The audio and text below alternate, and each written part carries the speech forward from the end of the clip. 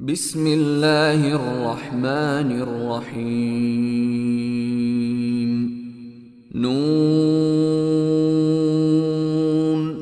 والقلم وما يسطرون ما أنت بنعمة ربك بمجنون وإن لك لأجرا غير ممنون وإنك لعلى خلق عظيم فستبصر ويبصرون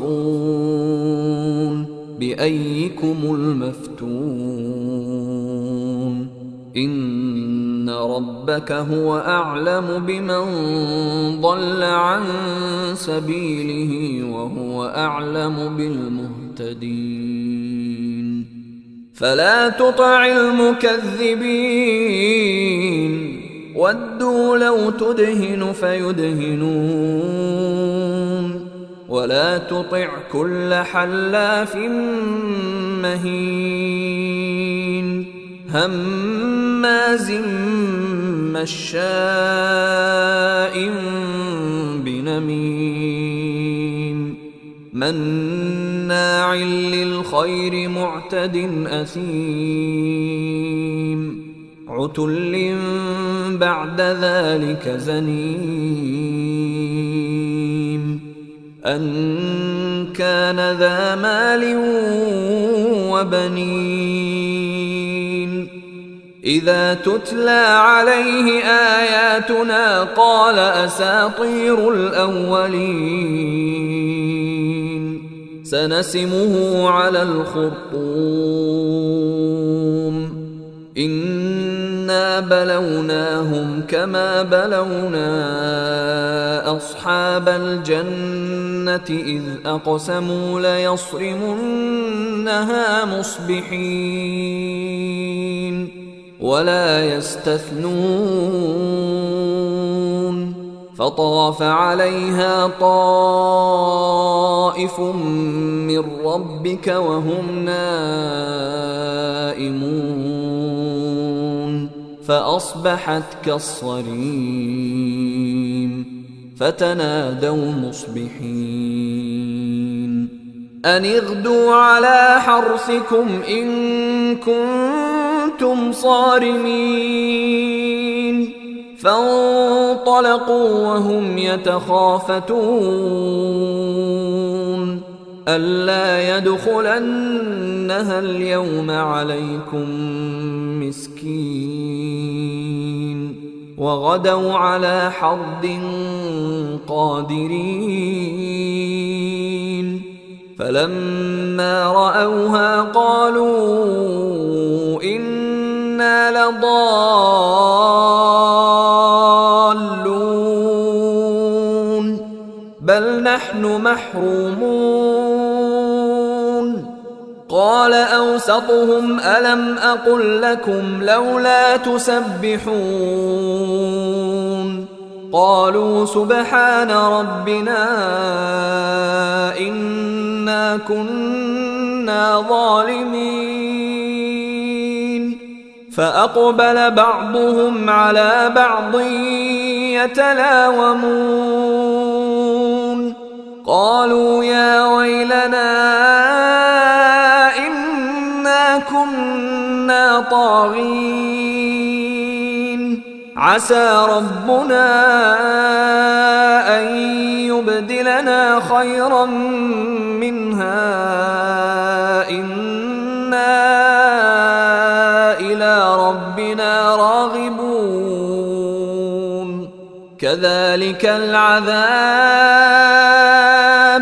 ولعذاب الآخرة أكبر لو كانوا يعلمون إن للمتقين عند ربهم جنات النعيم أفنجعل المسلمين كالمجرمين ما لكم كيف تحكمون أم لكم كتاب فيه تدرسون إن لكم فيه لما تخيرون أم لكم أيمان علينا بالغة إلى يوم القيامة إن لكم لما تحكمون سلهم أيهم بذلك زعيم أم لهم شركاء